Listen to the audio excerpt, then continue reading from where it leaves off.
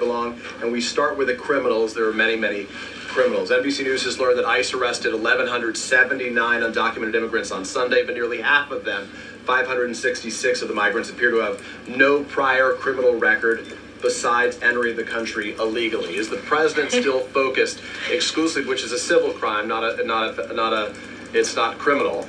It's a federal crime. So I'm asking, though, he said he was going to focus on those violent offenders first. So is violent offenders no longer the predicate for these people to be deported? The president has said countless times on the campaign trail, I've been with him at the rallies, I know you've been there covering them too, Peter, that he is focused on launching the largest mass deportation operation in American history of illegal criminals. And if you are an individual, a foreign national, who illegally enters the United States of America, you are, by definition, a criminal. And so therefore, you are subject to deportation. I apologize for interrupting. So to be clear, it's not violent criminals do not receive precedence in terms of the deportations taking place. The president has also said two things can be true at the same time. We want to deport illegal criminals, illegal immigrants from this country, but the president has said that, of course, the illegal criminal drug dealers, the rapists, the murderers, the individuals who have committed heinous acts on the interior of our country and who have terrorized law-abiding American citizens, absolutely, those should be the priority of ICE, but that doesn't mean that the other illegal criminals who entered our nation's borders are off the table. Understood. Then let me ask you a separate question about the confusion that still exists across the country right now as it relates to the freeze or the pause as it's described. President Trump, of course, ran one of the key policy items was that he was going to lower prices, lower the cost of everything from groceries, as he often said. But in many of the cases, it would seem that some of these moves could raise prices for real Americans on everything from low-income heating, that program, child care programs.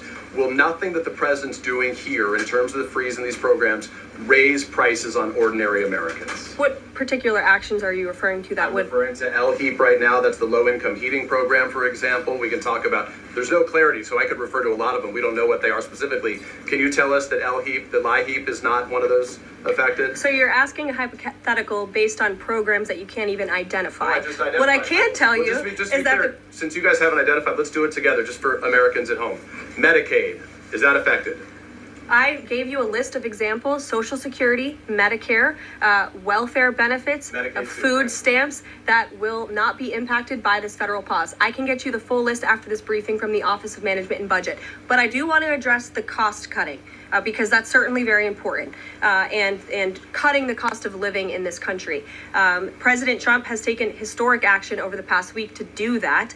He actually signed a memorandum to deliver emergency price relief for American families, which took a number of actions. I can walk you through those. He also repealed many onerous Biden administration regulations. We know over the past 4 years, American households has been essentially taxed $55,000 in regulations from the previous administration. President Trump, with the swipe of his pen, rescinded those, which will ultimately put more money back in the pockets of the American people.